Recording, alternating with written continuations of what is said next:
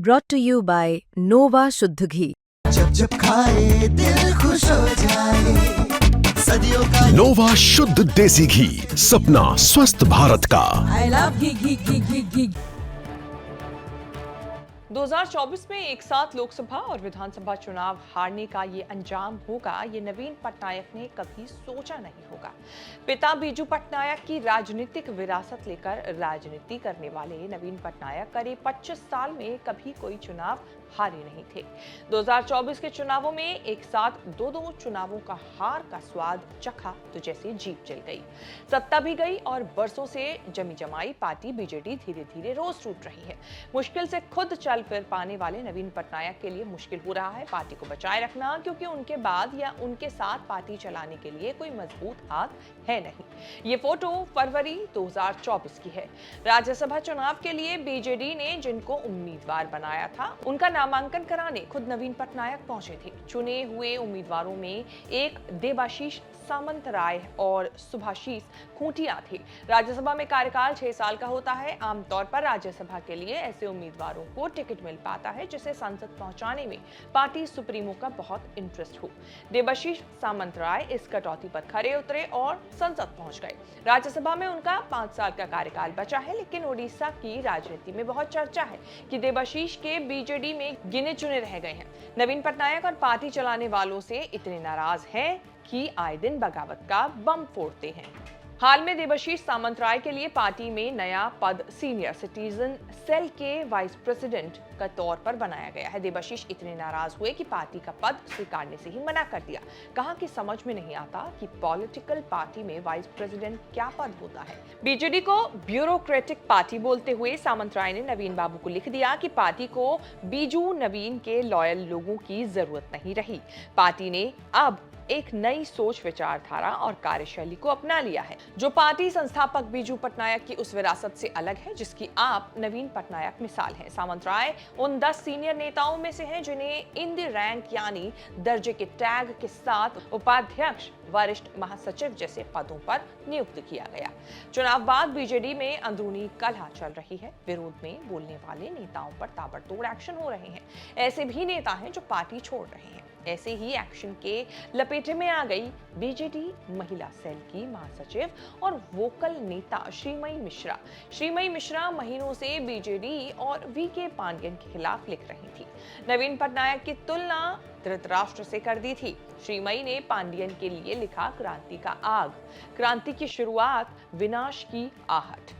सितंबर में श्रीमयी को सस्पेंड किया गया। बहुत सारे और नेता पार्टी के खिलाफ काम करने के आरोपों में बाहर किए गए। श्रीमयी मिश्रा के खिलाफ एक्शन का सीनियर नेता देबाशीष सामंतराय ने जोरदार विरोध किया, लेकिन कोई सुनवाई नहीं हुई। अब देबाशीष सामंतराय ने खुद बड़ा कदम उठाते हुए पार्टी के सीनियर सिटीजन सेल के वाइस प्रेसिडेंट का पद लेने से ही मना कर दिया। सामंतराय ने जो कुछ कहा, लिखा, सब पांडियन के खिलाफ माना जा रहा है। कहा सम्मान नहीं, अपमान मिला। पद देखकर लगा जैसे सम्मान नहीं बल्कि जैसे किसी ने उन्हें किनारे कर दिया हो। रीऑर्गेनाइजेशन के बहाने उन पुराने लोगों को पीछे धकेला जा रहा है जिन्होंने सालों तक पार्टी को खड़ा किया या खड़ा रखा। इन सारी चीजों को जोड़कर मान लिया गया है कि बीजेडी छोड़ने की तैयारी में है दादा। आज नहीं तो कल बीजेपी ज्वाइन कर लेंगे। ओडिशा में बीजेडी के बागियों का नया ठिकाना है बीजेपी। चुनावों में हारते ही 2 राज्यसभा सांसदों ने इस्तीफा देकर बीजेपी ज्वाइन कर ली। बीजेपी ने दोनों से राज्यसभा सदस्यता से भी इस्तीफा कराया। इन्हीं सीटों पर उपचुनाव में टिकट देकर वापस राज्यसभा सांसद बनवा दिया। बीजेपी को 2 का फायदा हुआ, बीजेडी को 2 का नुकसान हुआ। माना जा रहा है कि देबाशीष सामंतराय भी ऐसा ही कुछ करते हुए नवीन पटनायक को छोड़ सकते हैं। पार्टी के भीतर चल रहे घमासान को लेकर वीके पांडियन फिर चर्चा में है। वीके पांडियन वही पूर्व आईएएस हैं जो बरसों तक सीएम के प्राइवेट सेक्रेटरी रहते हुए इतने करीब आए कि उन्हें नवीन बाबू का उत्तराधिकारी कहा जाने लगा। 2024 का चुनाव नवीन बाबू को आगे रखकर पांडियन लड़े और हारे। तब से पांडियन को लेकर बीजेडी में आग लगी है। श्रीमयी मिश्रा ने पार्टी नेताओं को धिक्कारा कि पार्टी की खराब हालत के बाद भी आइडियोलॉजी को खुश कर रहे हैं। अब तमिल दुल्हन की मदद से पार्टी को खड़ा करने के लिए एक साथ स्ट्रैटेजी शुरू करती है। जिस तमिल आइडियोलॉजी पर निशाना साधा है वो वीके पांडियन वाली है, क्योंकि वीके पांडियन तमिलनाडु के रहने वाले हैं। आईएएस बनकर ओडिशा में आए थे। उनकी पत्नी सुजाता भी आईएएस हुआ करती थी। सरकार बदलने के बाद उन्होंने भी आईएएस से इस्तीफा दे दिया।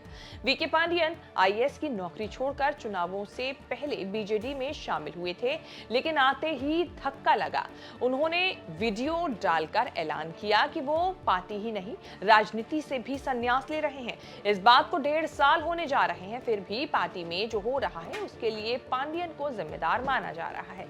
इसका इशारा ये है कि पांडियन राजनीति से घोषित तौर पर दूर होकर भी राजनीति में है, बीजेडी में है और नवीन पटनायक के आसपास भी। बीजेडी में दूसरा बड़ा हंगामा चुनावी हार के बाद तब बरपा जब वक्फ बिल पर संसद में वोटिंग के लिए बीजेडी ने बार-बार स्टैंड बदला। पहले बिल का विरोध करने का ऐलान करते हुए सांसदों को अंतरात्मा की आवाज पर वोट करने के लिए कह दिया। पार्टी के साथ सांसदों में से किसी ने विरोध में, किसी ने समर्थन में, किसी ने वोटिंग से दूर रहने का फायदा किया। आरोप लगे कि पांडियन के प्रेशर में ये सब हुआ ताकि बीजेपी की मदद हो जाए। शेष भारत की इस रिपोर्ट में इतना ही। इस रिपोर्ट को लेकर आपकी क्या राय है, कमेंट करके जरूर बताएं और इस तरह की खबरें आगे भी देखने के लिए बने रहें न्यूज़ तक के साथ।